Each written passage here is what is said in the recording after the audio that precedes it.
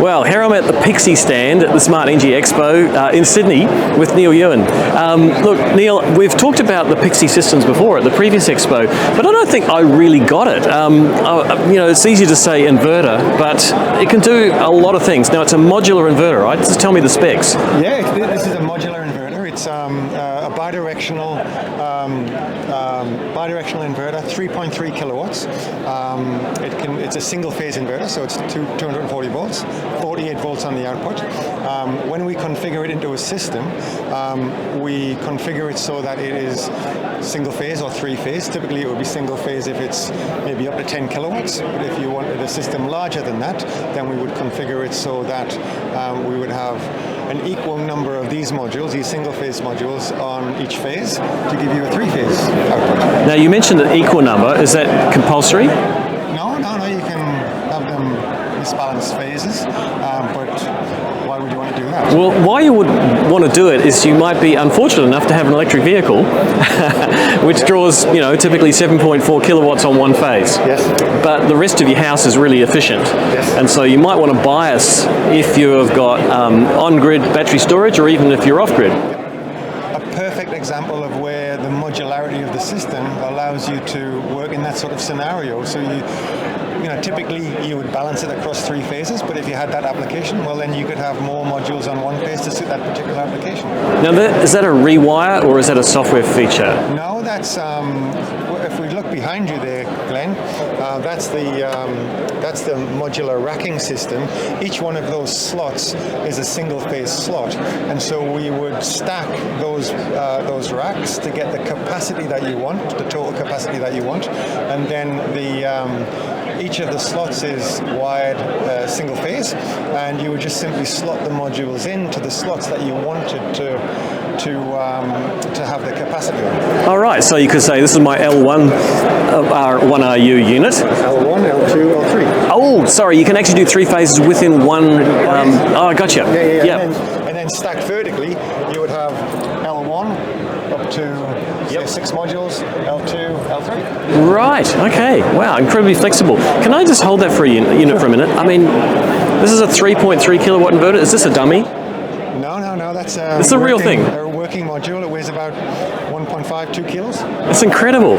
So there's another issue, which is manual handling. Inverters are getting big and heavy, but you basically can send out these as small packages and assemble them on site. Correct, you can. Yeah, we would send the modules out separately to the cabinet, and I might share with you the details of the cabinet. And then the cabinet gets installed, and you simply slot the modules in place. Like you would post a letter through a letterbox. Right. Doesn't sound like you need 3 years of training to do that. No, certainly not. About 40 years of training. So on the back here, we've got what looks like a hard drive sort of connections. So there's power and data on here. Power and data, AC, DC, and data. So AC, DC, and data, and I assume it's hot swappable. Oh yeah, very sure. It borrows its topology from telecommunications type of rectifier systems that have been around for 20, 30 years, and hot swappable, redundant. So, I mean, just to give a scenario, we're drawing 3.3 kilowatts from this, and we pull it out. Is there going to be arc suppression? No, well, there's no sparks. It's interchangeable at full load, there's no danger of sparks. Yeah. Okay. So presumably most people would want more than a 3.3 kilowatt system. That means they've got a lot of redundancy built in. Is there like a manager and some workers or masters and slaves, or they all can be either? No, they're all they work harmoniously together. They're integrated together via the Pixii Gateway, which is a small control module. Wow, that's cool. And they just look great too. It's very aesthetically pleasing. I like the little handle. You don't have to get a tool out to swap them out. So a little clip, unclip and then slide it out. Yeah. Maybe we can show you that within the system. Okay, let's go and look at the pre-built one. Okay. Thanks, Neil. So, Neil, here we are in front of this unit. Now, where are the Pixii modules? Oh, I can see them now up there. Okay, well, the Pixii modules slots into the system at the top here, like that. Wow. So in this system, we've got 30 kilowatts of bidirectional inverters. There's 9 slots available. The cabinet itself, we can actually scale it up to 50 kilowatts in a single cabinet. And this particular cabinet, we can fit 65 kilowatt hours of battery energy storage. But in the new version of the cabinet, which we'll be introducing very shortly, we can actually go up to 120 kilowatt hours in a single cabinet. Wow. 120 kilowatt hours of storage, 33 kilowatt hours, was it? No, up to 50 kilowatts. 50 kilowatts. In a cabinet the same, similar size to this. Wow, that's a lot of power and storage in basically something you just can plonk on the ground in a fairly small footprint. Yeah. And then if you want to scale the system to larger capacities than that, then we arrange the cabinets in a master-slave arrangement, and we can scale that up to 20 cabinets. So we can go up to a megawatt in terms of power conversion and 2 megawatt hours of battery energy storage in a 20-cabinet configuration. Now, I believe you're doing a project in Melbourne for a community battery. Is it using this kind of system? We are. That system gets installed during this month in May, and the launch is on the 5th of June, which is World Environment Day. That's a 280 kilowatt hour, 120 kilowatt system. It's being installed in North Fitzroy. And it's one of the first systems to be installed in Australia, which is a commercially viable community battery. So how many cabinets like this would that be? It's 3 cabinets like this, and a 4th cabinet, which is the marshalling cabinet, which has got the mains incoming switchboard and the meter coming into the site. Now, I think people find it hard to get their head around what a community battery is. What's your elevator pitch? Well, a community battery is really a battery that can get installed, in a community where that community has got an interest, I guess, in renewable energy, and they want to be part of the renewable future, and it gives them the opportunity to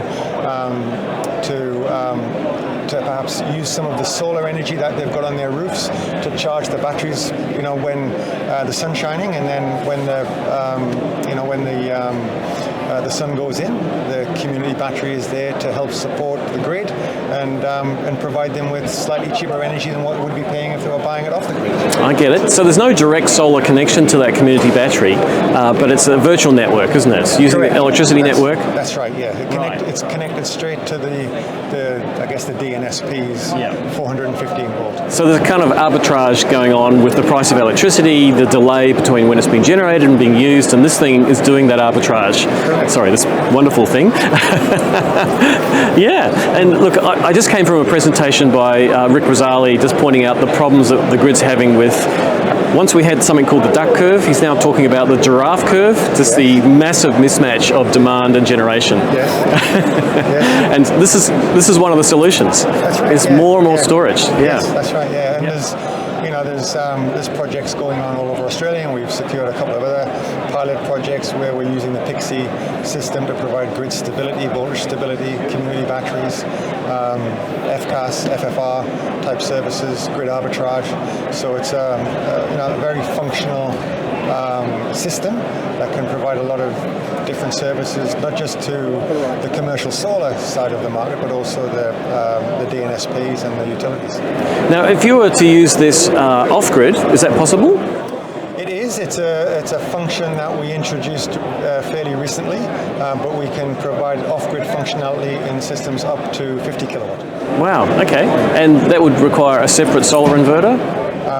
It can operate with an AC coupled solar inverter, or another feature which we'll be introducing into the system shortly is the modules, the inverter modules that I showed you earlier. They can also be they can also act as MPPT modules. Get out of here! This could be an inverter and an MPPT in one. It can, yeah. The only difference instance, that we would wire the rear of the power axe down to the outputs to the solar panels. Wow. You're really doing my head in. It's changing the way I think about inverters completely. It used to be bigger is better, but now who needs to be bigger when you can be little and bigger? That's right. And it gives you a lot of versatility in terms of the scalability of the system as well. You know, from very small sizes. In the near future, we'll also be introducing a system which is the residential market, which will give us flexibility between 3 kilowatts and 10 kilowatts, both for bidirectional energy storage and MPPT capability. And it can go from small size, residential, right the way through to commercial sizes up to several megawatts. Now, if this thing is stuck, I keep calling it a thing, have you got a name for it? Yeah, this is the Pixii Power Shaper. The Pixii Power Shaper, I'll start calling it properly. This Pixii Power Shaper is going to be in outdoor locations, particularly like a community battery, I presume. Correct. How does it manage the environmental considerations, apart from just waterproofing? Well, it's an IP56 cabinet in this form. This one is actually one of our European cabinets, so it's fan cooled and it's got heaters. We're a Norwegian company, so there's a lot of snow in Norway, so this one's got heaters. But the systems that we'll be deploying in Australia are all air conditioned, so we have an air conditioning unit built into the system as well. So full thermal management. It can be put in full sun. You don't have to keep it in the shade. That's right. Right, and so it's looking after the health and longevity of the batteries and managing the thermal load on the power conversion units. Wow, that's incredible. And the idea is to, we want to try and keep the internal temperature optimum 30 degrees Celsius, and that actually aids the lifetime of the battery as well. We want to try and get the maximum lifetime out of the battery. The battery manufacturers, because we're battery agnostic, we try and deal with tier 1 battery manufacturers, but in order to get the best life out of the batteries, we want to try and keep the batteries at the optimum temperature. 30 degrees is going to be the temperature range that is going to give you the best life out of your batteries. So lastly, what about monitoring? Can you look at this from a cloud service? We have our own web-based platform, so you can look at it as an individual system yourself, and you get a lot of granular information about the performance of the inverters on an individual level. The battery management system from the batteries that we partner with is integrated into the Pixii Gateway controller, so you get a granular visibility of the state of health of the battery, the temperature of the battery, any alarms that might be generated. They're all available via our web-based platform. If it's being installed on a network-wide installation, then we kind of step back from providing that service, and then we rely on companies who have that orchestration aggregation platform. And we're integrating with several of them at the moment. Some are already finished, some we're in the process of integrating with. Okay, so you can do it yourself, or you can let management being done by a third party for their own purpose. Well, I'm really impressed as I was last time, and I've learned some more. Thanks a lot, Neil. No problem. Okay, nice to talk see to you. Thanks.